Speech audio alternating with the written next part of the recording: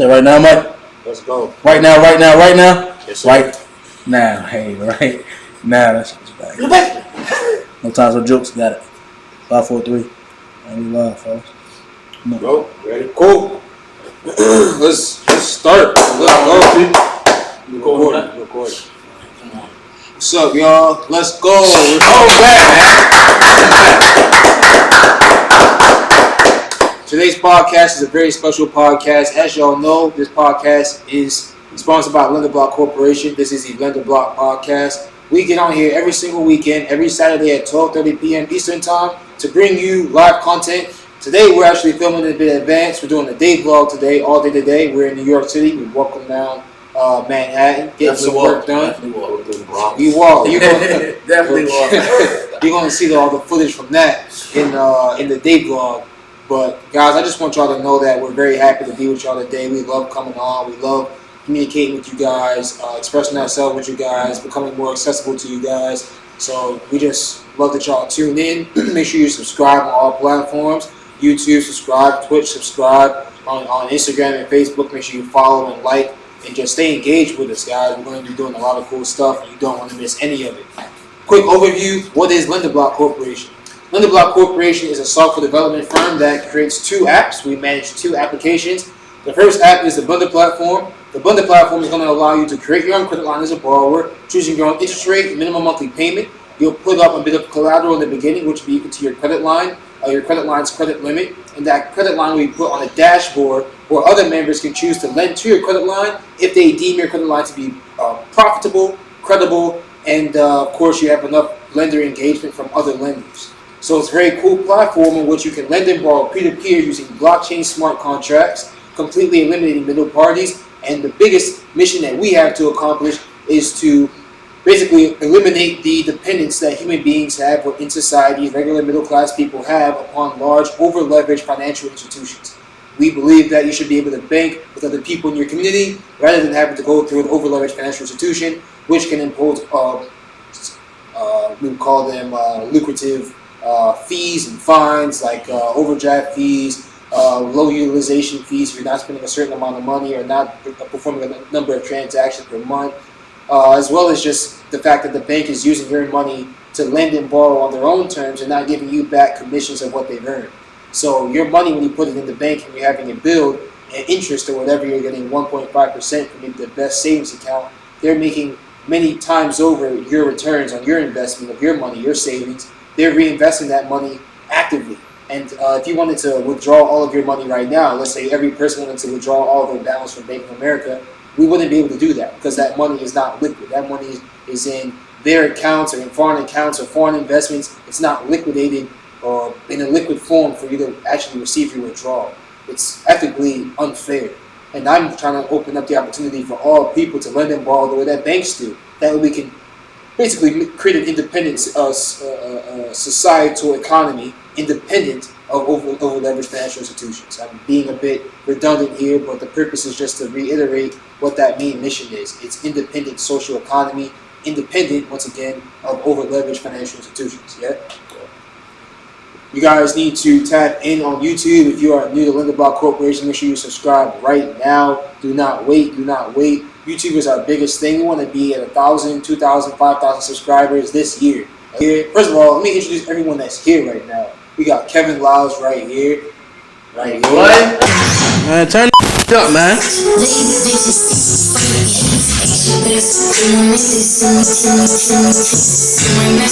That nigga KO ain't fucking around with you, bitch. You hear me?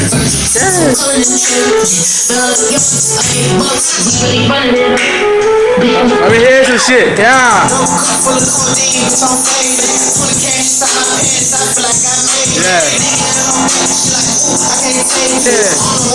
Yeah. What? This is Kevin's second time on the podcast. You've seen him on one of our podcasts when we were interviewing the guys from MyZoro.io, similar fintech type startup by 2 black men who are leading that startup. So we wanted to bring them on the podcast, and Kevin was there for that. So go watch that one in our queue. However, we also have Ken here on the left. You know Ken already. He's our fund management officer. So already know Ken. Every time we get a verified registry application and we're dealing with fund management, Ken's playing a major part in that. He's the one who's reviewing those applications. There's a lot of stuff on the inside, and you know who he is, and you've seen it many times. And you also know Jawan. Jawan's been in some of the earliest podcasts. And you already know if we ever need to get something filmed, we need to come up with some type of content. Jawan is literally the first person I'm hitting up and saying, "Yo, how do we get this filmed? Can you be a part?" And that's why Jawan's literally coming with us to Mexico. One of the first people that I hit up for that May trip that we're taking to Mexico, where we're expanding into the Central American market. My mama told me to invite you. I didn't get it. My mama actually said, "You should invite Kevin." Dude. You come.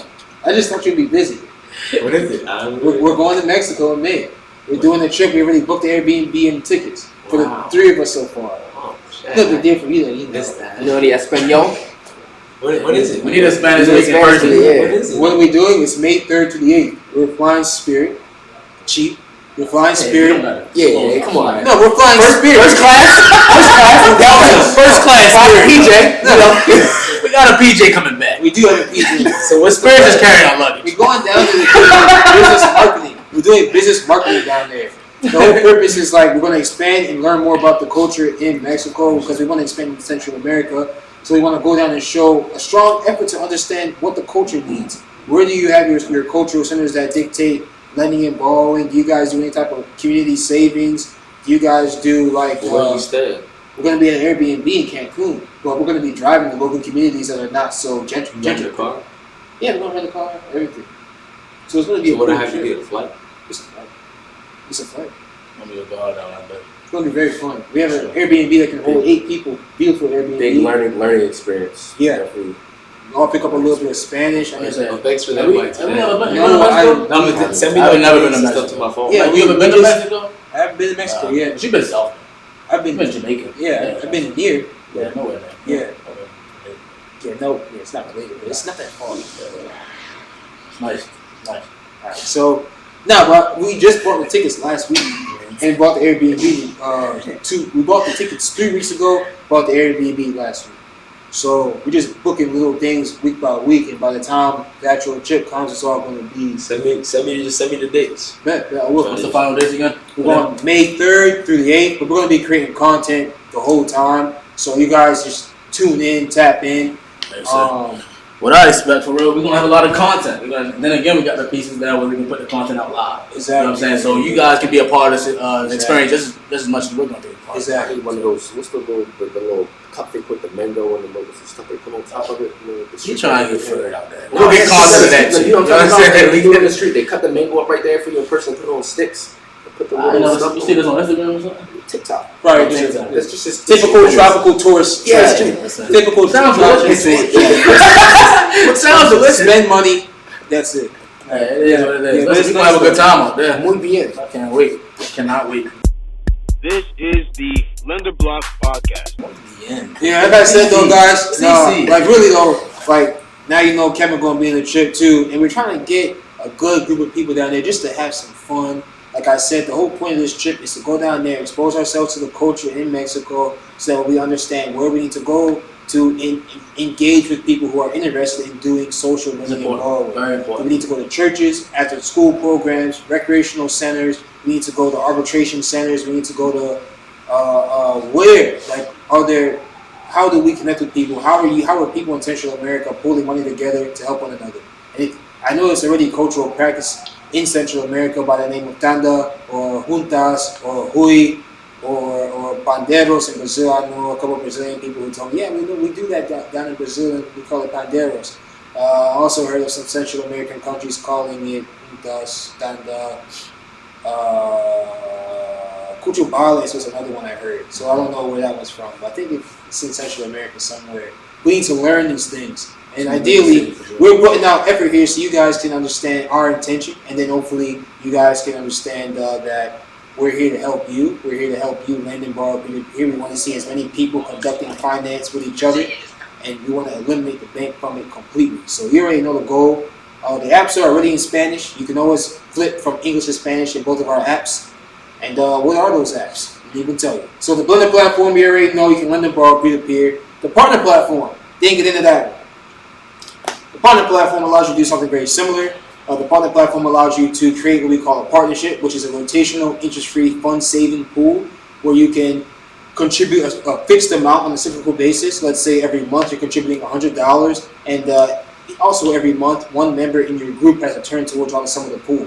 So if there are 4 of us here and we all agree to contribute $100 a month, and each month one of the 4 of us will have a turn to withdraw the sum of the pool, we'll each have one turn to withdraw $300, and we can go around as many groups as we can.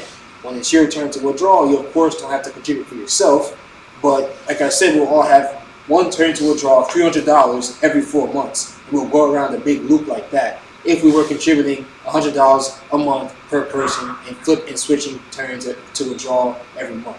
I love it, This is a really cool. Sure. This one's a cultural practice already that's very popularized, and we make these apps once again not to reinvent the wheel or not to create anything new. Nothing's new under the sun, I believe, but we're reinventing.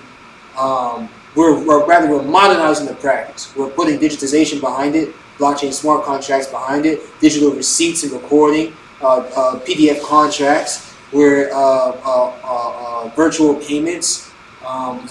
It's all decentralized. All this has been like, I feel like created already, but you put like kind of a patent on it. Yeah, and a reliability on it. You know what I'm saying? Remember when your mother was in that thing, we're doing like, I forgot what time. I don't think it was COVID. Remember we had to put the money in the pot, and everybody got a piece, but a lot of people wasn't getting that. Same It's called Susu, Partner, Tanda, Juntas Cuchubales, all types of names. But now you'll be held accountable. Accountability is really where it's at. And a lot of people wasn't getting that money in that.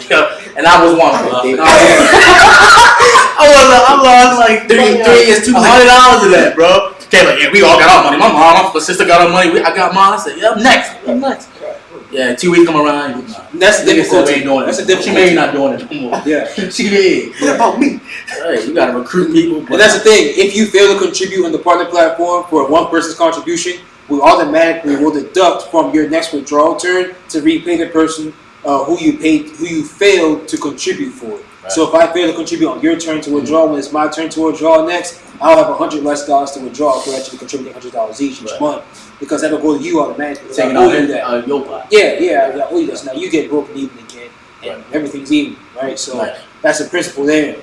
Nice. So use our apps, guys. My goal with this, I built both of these apps. I built the bundle platform and the partner platform over the past 3 years. Our company was really incorporated 2020 of March 2020, and I deployed the Blender platform in March 2020 also. So it's a really special time where we currently are. We have 2,500 uniquely owned accounts across the Blender and partner platform, and that's only from around 2.5 years of growth.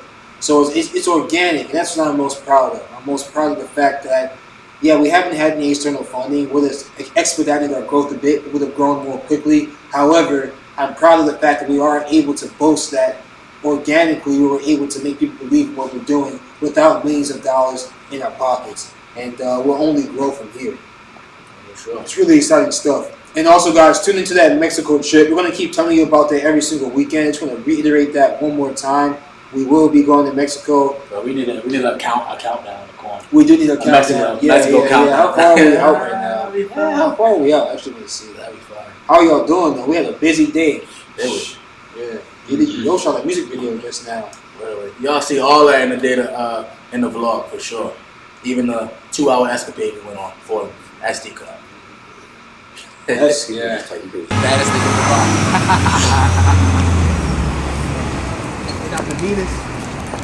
How you living, Mike? Feel better yet? Yeah. Feeling good, living better? Yes, sir. Feeling good, living better? What's up with you, Kay? How you feeling, Diamond? Feeling good. Feeling good? Shit, I thought I almost tripped. Hey, okay, what's up with you, man? We outside in your town? Yeah. Yo, a New Yorker. Nigga, New York. Where the fuck is the bodegas? Need me a chopped cheese. Yeah, chopped cheese. Look at this. Say you want some steak earlier. You still want that steak shit? You wish you had a soccer ball? Nah, coolin'. Wake up.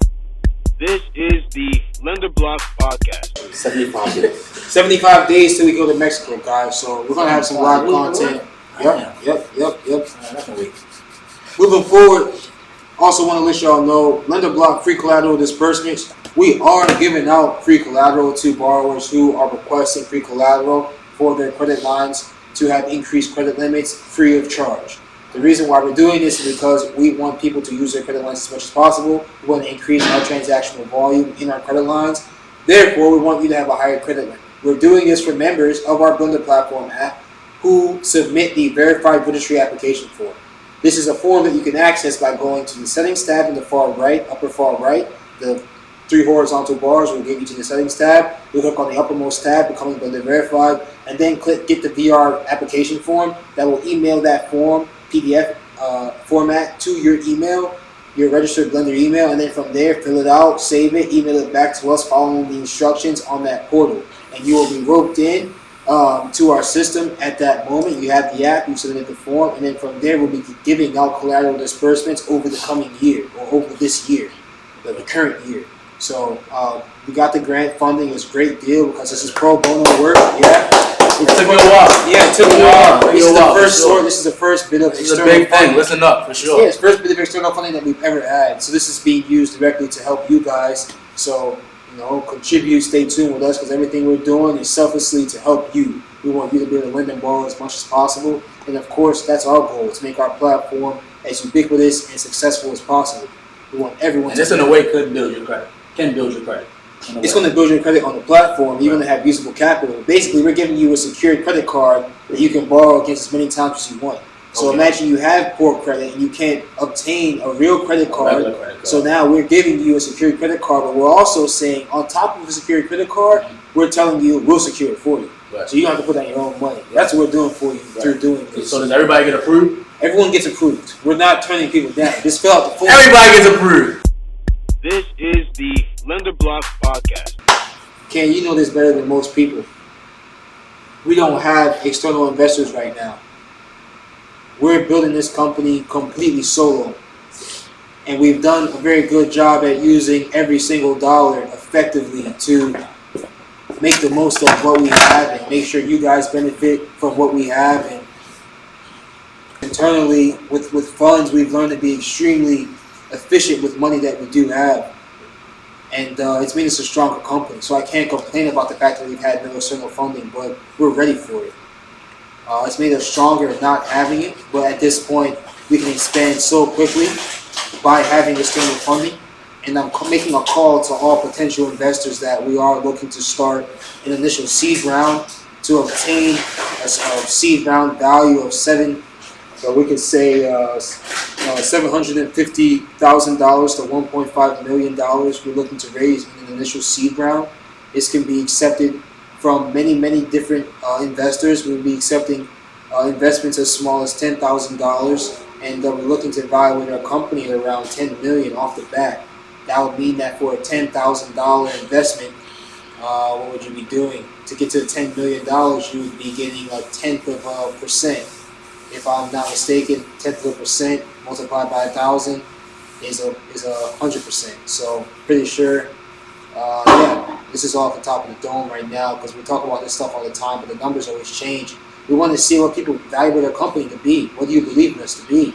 We think that right now we're around $10 million, but that's really dependent upon what you guys compete to buy shares of our company for. So you guys have to compete, and if you see value in what we're doing, you can buy in. Right now, like I said, we have a couple of shareholders, but these are all people who have actually been doing active work in the company. So it's a bit different than what we typically offer. However, we're looking to get some external funding in because we want to do several things. Like I said, collateral provisions. Collaterals in the form of liquid deposits into smart contracts, which we can always redeem when we need to do so. We also want to increase our marketing scope. We want to be marketing more effectively by getting brand ambassadors on board, brand partnerships on board. We want to, let's say we have several mid to maybe even small to mid-size YouTube, Instagram personalities who have target audiences that coincide with our target audiences, and we can say, look, you have a strong target audience that we'd like to share with you. Are you interested in becoming a sponsor for Lenderblock Corporation? That's a very good way for us to go about getting some initial users, right? Also growing our own channel, partnering with YouTube personalities and channels and Instagram personalities and profiles in the same type of way.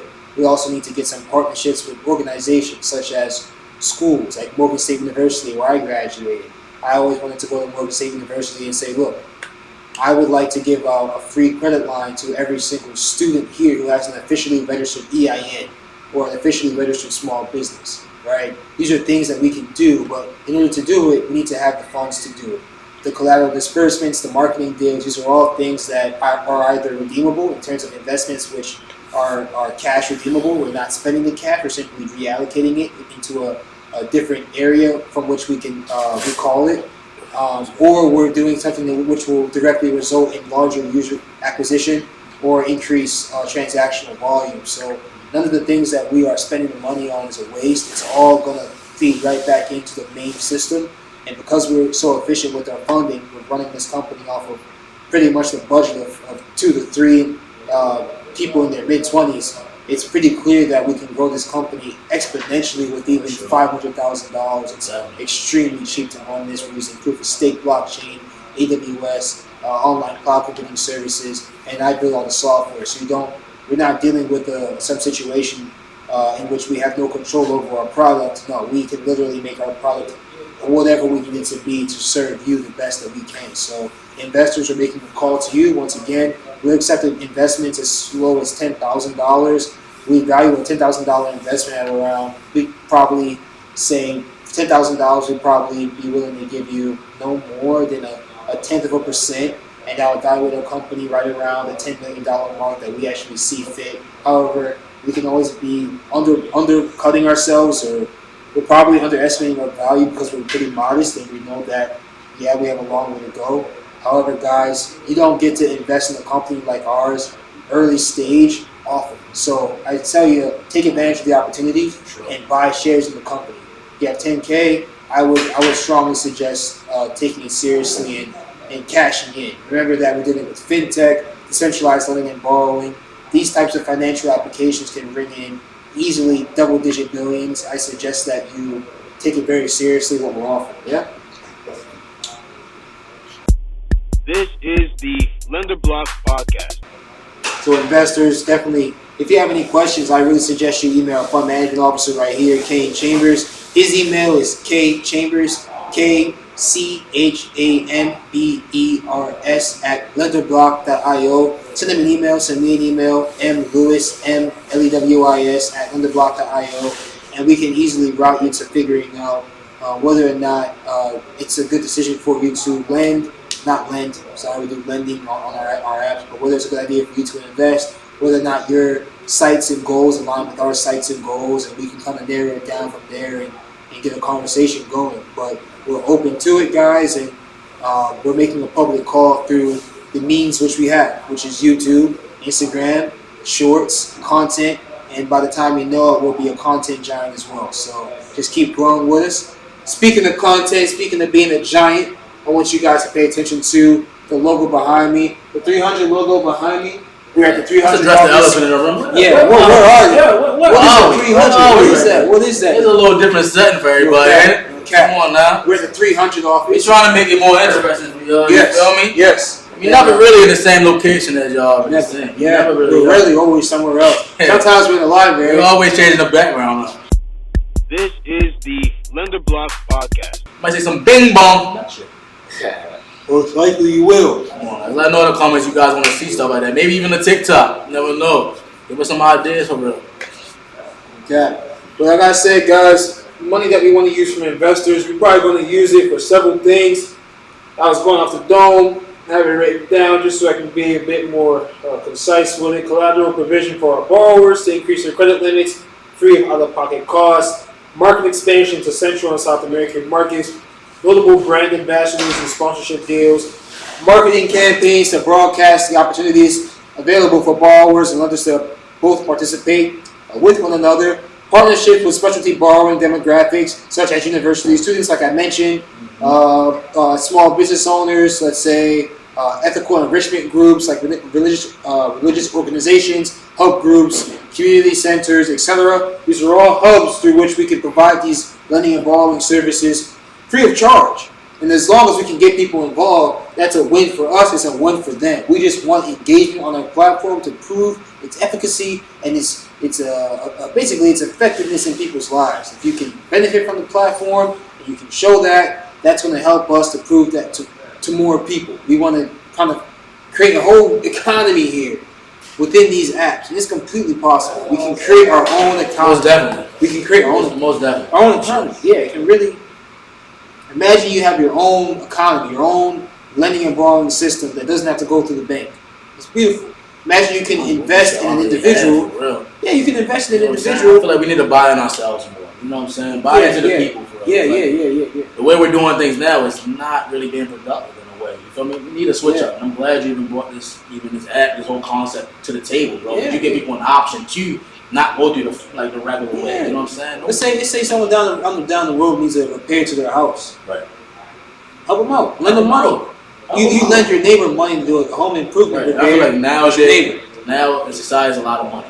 It's a lot of money out there. You feel me? It flows. It's flowing. It's flowing everywhere. For real. You know what I'm saying? So why not lend to your peer? Yeah. Why not help out your peer? Yeah, You know you what I'm live saying? next to them. There's a social bond there. Lend. That's what we're trying to get into the habit of.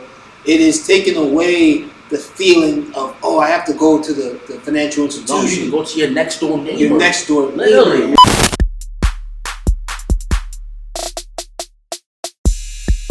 What's up, y'all? Today, on our vlog, we are now at Cookies in Manhattan. Very cool. It's lit.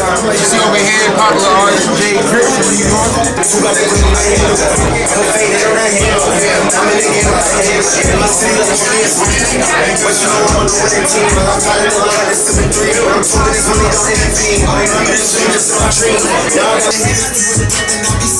Over 300 records. What is the record around here?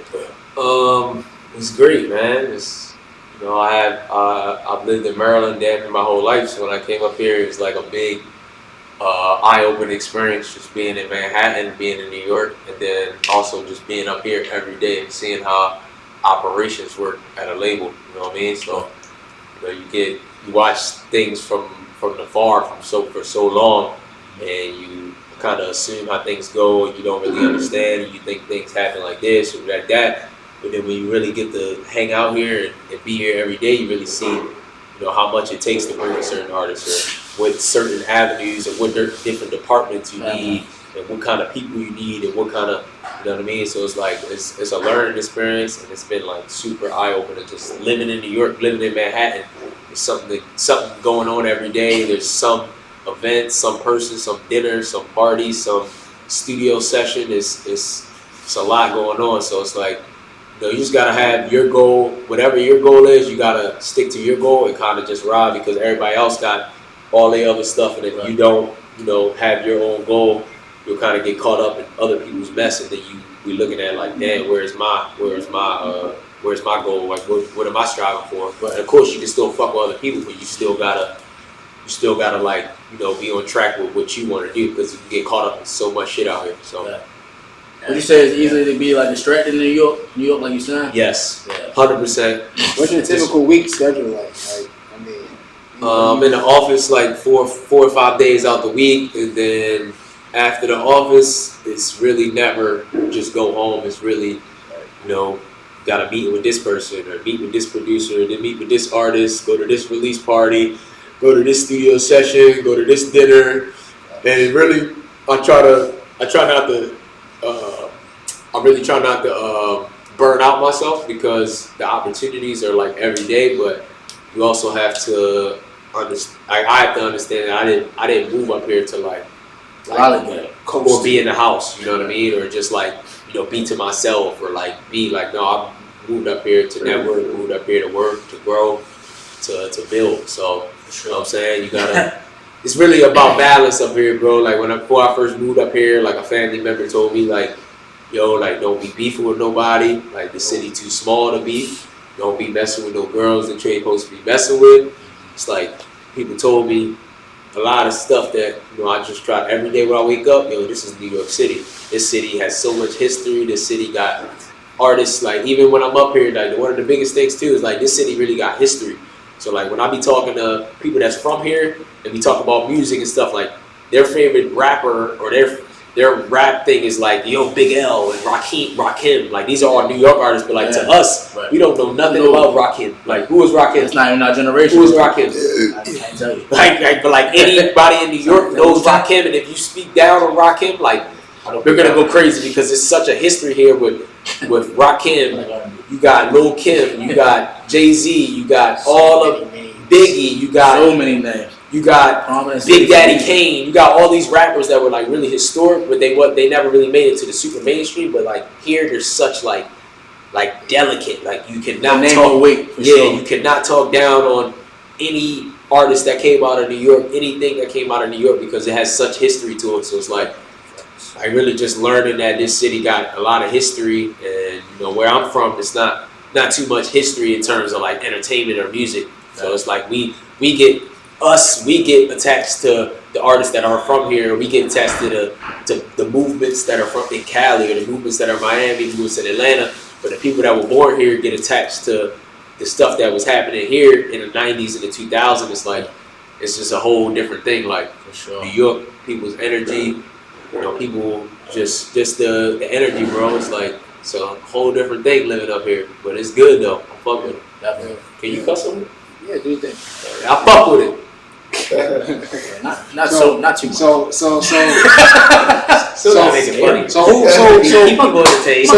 are some of the? So for those who don't know, who are some of the artists that are managed by 300, whose careers are aided by 300 to grow? Just to name them.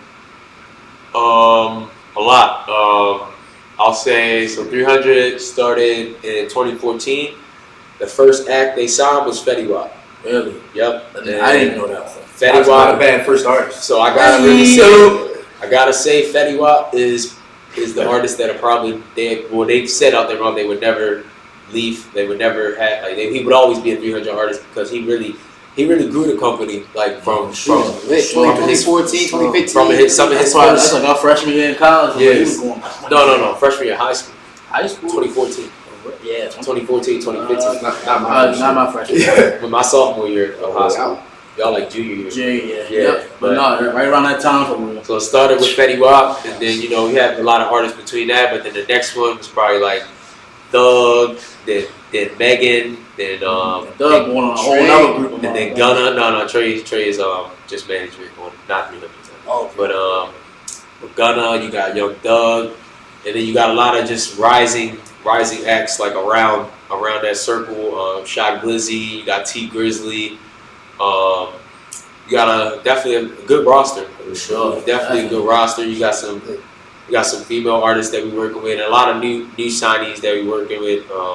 And then also like another thing about 300, like some of our artists that have labels, like Shot Glizzy got Glizzy Gang, Young Thug got YSL. Like we do partnerships with their labels to give those artists a chance to sign. So for example, Shot Glizzy, we have a partnership with Glizzy Gang, and he signed No Savage. And then we have a partnership with YSL, which is Thug's label, and then partnership. He signed Gunna, he signed Carlay, he signed Young KO, he signed Key, rest in peace Key. He signed Unfo, he signed all of YSL. So 300 isn't just 300. We got a lot of partnerships with a lot of. I wouldn't say a lot, but we got partnerships with some artists that are entrepreneurs. Yeah, that are entrepreneurs and that want to expand their career more than rap. So, rest in peace, Key, Free No Savage, Free Thug, and all those guys for sure. But we also working on a lot of new artists that we doing. So like Honcho, Girl Code, and a lot of new artists, Lil Jeremy, Walmore. So we got a lot of new up and coming artists, and I think the climate of the music industry right now is really hard to bring an artist just because there's so many artists and there's only four platforms. So you got Spotify, Apple Music, YouTube, and SoundCloud. Just say those are the top four. But that's the only way people will be able to listen to your music. But there's new artists every day. So if there's only 4 DSPs and you have 10,000 new artists putting new music onto these DSPs a day, it's like it gets cloudy in terms of Like, How do you get to the top? Yeah, how do you get to the How do top? you get Because there's seen? only Yeah, four. right. There's You only can't- 4 companies. Can't put everybody on the front page. There's no other distribution. There's no more distribution companies in terms of the share of it. You know what I mean? So like the market share, like if so Only it's really like 4 major top dogs. Right, yeah. So if you really want to get exposure, you have 4 options. yeah, you have 4 options. Yeah, and I so, feel like these are the only ones you get paid off of. Right? Yeah, you can go off of an exposure. SoundCloud, but Yeah. like you don't get paid off. You don't get paid off SoundCloud, and the usage. Spotify. Those are the top usage ones, like Spotify, YouTube, and Apple. Those are the 3 big ones, but that's only 3. And there's 50,000 songs being uploaded to those 3 platforms a day. So it's like it gets really. I got a question, right? Yeah. So if it's an artist watching right now, right? Uh-huh. And it's like, y'all want to sign to me. Like you said, that pretty much it's over. It's Saturated? oversaturated right now. Yeah. So what do you think, like, you specifically, or like 300 does that makes their artists stand out? Makes Other- after they sign or before. After they sign. What do we do? Like, what do you think I do differently, like, to help them stand up? So I mean, I feel like a lot of the employees here, like we're not super, like we, like the thing about 300, like everybody gets a chance. So if we have a meeting, it's never like if we're coming up with ideas, it's never like, oh, that person can't say an idea, we can't use that. Like when we have meetings, it's really an open forum. So it allows, even if we have somebody who's a first year, like say we have a meeting and Jawan wants to come in the meeting and he came up with an idea for Megan, we're not going to be like, no, Jawan, you can't talk. And we're not going to use that idea. In the Yeah, it's not a lot of seniority. Of course, you're just needed. Shut the fuck up. no, it's not that. You know what I mean? Like we'll take an idea. We'll take an idea from an intern. You know what I'm saying? We'll take an idea from somebody who's just starting. in the room. And I think that makes the company more well-rounded because, you know, you got a 50-year-old senior who's a head of the department, and then you got a 24-year-old, and if my ideas are going to be different than his ideas because I'm in a whole different generation. Right. So if they wasn't listening to me at all, it would kind of put everything we're doing in a perspective of an older man, or fucking Motown. Yeah, or Motown, or somebody that just didn't grow up. And we have all different kinds of backgrounds, so you need all different kinds of perspectives. So I would say, to Kane's point, the thing about 300 is we have all different kinds of perspectives, and we put them all in a room, and we listen to everything, and we see what is the best route. We don't really look at, you know, oh, he's from here, he's from this city, so we're not gonna, or he only been around for a year. Like, no, if it's a good idea, it's a good idea. You know, if you got something to bring to the table, it's something to bring to the table. It's no, you know, you're only 21 or you're only 24, or you just started, so we're not using that. Like, no, if you have a good idea, speak up. So I would say that's like the difference. I know a lot of other labels are like, no, we're not even gonna take the meetings with the youngins. Like, this is all only us, or we're not, like, you know what I mean? So it's like, I would say we have a whole different, a wide perspective and a wide point of view, which kind of gives us like a wide range to do a lot of different things with a lot of different artists, instead of just one or two people saying one thing and it only being that, you know, we can listen to everybody type of thing. So How does it affect you working here? Because obviously this company means more personally to you than I would assume everyone here is in love with working here. It feels like I'm working. I've sat in here for a day. It feels like a Google environment. You know how Google is, with that kind of stereotype you hear, like comfortable, expressive, creative, just feel at home and throw your ideas out there where everyone's still focused at the same time. Word. That's really how it's felt in here. But how does it affect you? This company means more to you than it does probably anyone. Yeah, I care a lot for sure. Yeah. How does that feel? And, you know. How does it feel? How does it feel? How does it feel to have such a? Because this is your dad's thing, right? This is like, and how do you navigate working here? I really just try to just do the work and not talk so much, and really just grow myself, and not try to take things personal, and try to realize just that this business is about who you know, and this business is about relationships and resources, and how you know how to utilize those resources. So, you know, obviously, you know, I got family and stuff like that, but if I'm not creating those relationships on my own, it's not gonna work the way I want, you know. So it doesn't really mean anything, because obviously somebody can make a call for me. Obviously somebody could give me a certain amount of money and this, or obviously that stuff can happen like this, but what is the stuff that can you know, that I have to actually like grow on, and the relationships that I have to keep at this radio station that I have to keep myself, that I have to reach out to these people. Money don't make you personal. No, it's like, so it's not really about money. It's not about, it's just really, but it also gives me the drive because I know in my situation, if I don't step up and wake up every day and do the things that I'm supposed to do, like nothing's really going to happen for me and no one's going to feel bad for me. So it's like, because everything is already here, so I just have to insert myself and do the work. So if I do the work, I show up and, you know, I speak up when I need to speak up and do what I got to do. Everything will come full circle. So that's how I keep myself motivated because, you know, it's like if I don't do it myself, it's not going to get done. So I got to step up and do it myself and do certain things that might be uncomfortable, that might make me uncomfortable because I've only been working full time for about 1.5 years. So it's like some things are uncomfortable or some phone calls are like, oh, like, boy, I even remember this, like, for example, like I'm in a radio department, so we get different records from different artists, and we work those records at radio, we work those records with different DJs, but I remember when I first was starting, like, we would get a record from an artist, like, from an artist that's not even signed here anymore, but like, the record would be kind of weird, and even the guy's personality would be, like, weird, so I'll be weird about pitching that record to certain DJs, just because I don't really like the record, you know what I mean, but I have to get out. You gotta pitch it. Yeah, it's my job. You know what I mean? So it's like I have to get in a space of really understanding that artist, learning it, and pitching it in a way. You go to love it. You know what I'm saying? Yeah, like, you know what I mean? Sense, That's you a can't true talk about nothing you don't appreciation really for like. music. It's No, a real appreciation for music. No, facts. But you know what you wouldn't bump. You're in your own car. Right. But you also still appreciate music for music. Right. Yeah. And then also it's my job, but also it's like the to see other artists grow not on my behalf, because I'm not trying to take the credit, but to see other artists get their music played because I sent it to this DJ or because I did this, regardless if I like the song, regardless, it's like that's gonna help that artist, and that's what makes me feel good at the end of the day. Seeing me using my resources to help somebody else. For sure. And you have your own recording as well. You have 2 albums. Yeah, just one EP. You got that EP. Yeah. So I just record music on the side, but you know, with the artist thing, like that's, I feel like once you become a full deal artist, you can't go back. So take him out, talk off the border. He's about that, like. No, but I'm still on that, bro. It's like really, bro. It's like music industry is expensive.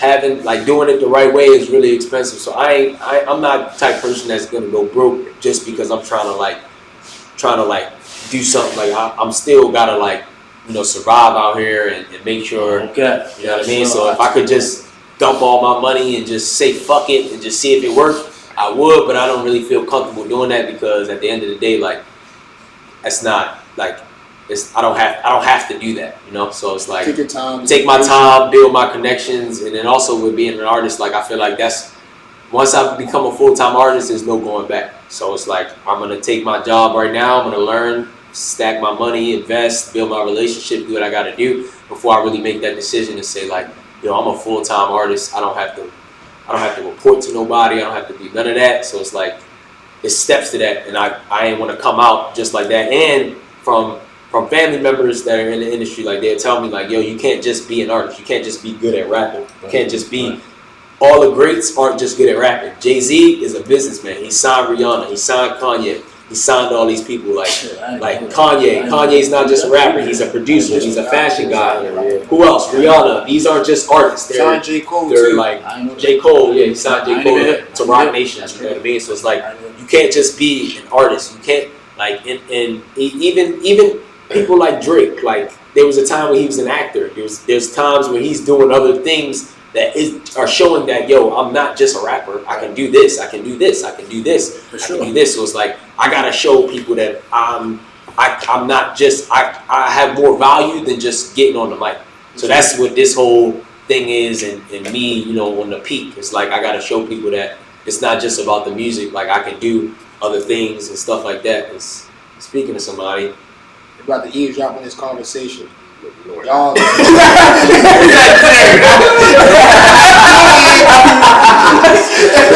a little extra here, bro. We got an inside. Well, no, that's funny. Right now, I was really thinking like, you know, like being like like an artist is like, yo, you gotta preach like, yo, it's a brand. Yeah, You know what I mean? Like the music don't. Well, from what I heard, you know, what I mean, I'm not an artist, but like I heard that the music don't really pay that much. Nah, but you gotta be a brand. It's like increase the brand, the things Without that you only want this shows, stuff Gives you the like influence the to baby, then sell, the baby. promote. What's out anything there? you want. Yeah. Once you have fame and notoriety, as long as it's not attached to something negative, Yeah, but it's like, you can. you want your whole brand. And you can put out good music, but your brand, Yeah. your brand is you can't do nothing. For real, bro, I feel like some artists make more money off the t-shirts they sell than the The merch and all the other shit that come behind the scenes. all the YouTubers for sure. Just off their influence, like you Yeah, said, it's off their brand. It's crazy.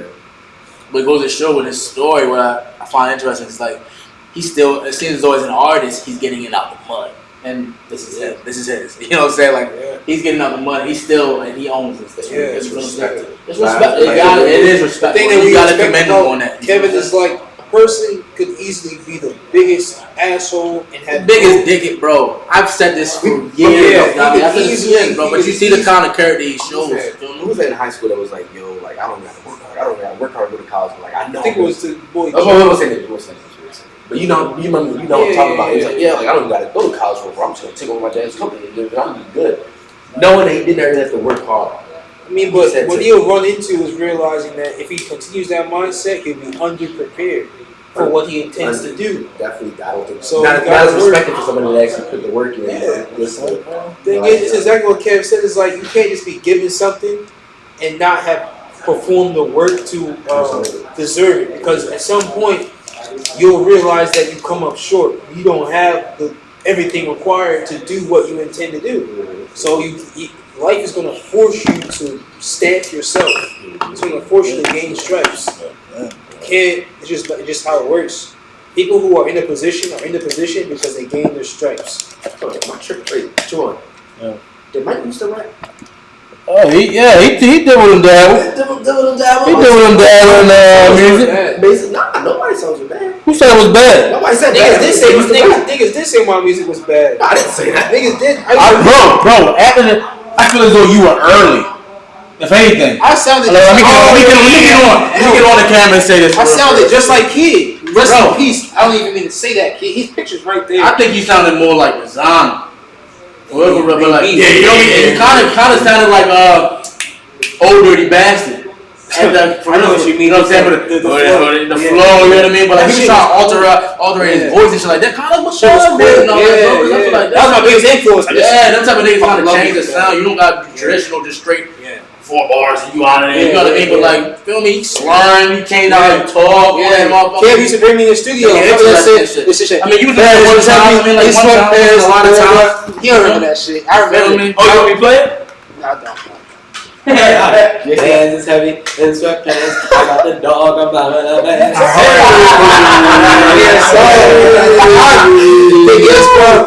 I tried making music, and I wouldn't say try. I made a little bit. It's a form of expression. So let me say this. Yeah. For me, you know, Exactly. like we all go through shit, and people have their different ways of expressing how they feel. For me, the easiest way, the most natural way, is for me to be able to just say it out my mouth and put it on the beat, and it flow right and it sound right, and I can talk about things. I don't have to be judged. I could, you know, it looks at as art. So in that case, when Black was doing that, it was more he was expressing, you know, what his goals are, expressing what he was going through. He's expressing what he's trying to do out here, and it's less about him trying to be a rapper. It's just more like he has something to say, and he loves music. He listens to Money Man to sleep. Like he puts AirPods in, he goes to sleep to Money Man. So he loves music. So it's just a form of expression, you know what I'm saying? So And we are live. He's having a moment to himself. You ready? That nigga tired. Are you good? Just record. Actually, I'm gonna pop in. I'm not gonna. Alright, you don't want to you just want He's gonna B-roll. some B-roll. Yeah, some B-roll. Just say that. Just say B-roll. Just say B-roll.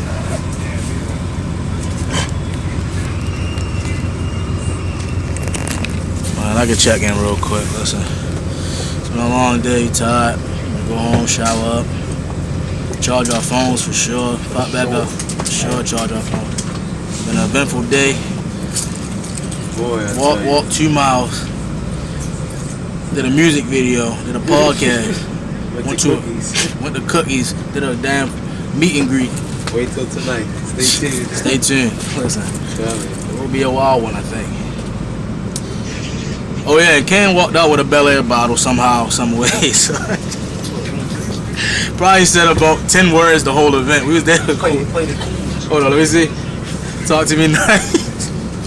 Yo, can we put an edit where it just be like Ken's face at the top of this motherfucker? He did all that. He did that. That's crazy. Listen. Wow. To the night. From Jay Critch. From Jay. Bottles from Jay Critch. You already know what's going on. Listen. Stay tuned for the night, man. This is the Lenderblock podcast, brought to you by Lenderblock Corporation, the creators of the Blender platform and the partner platform.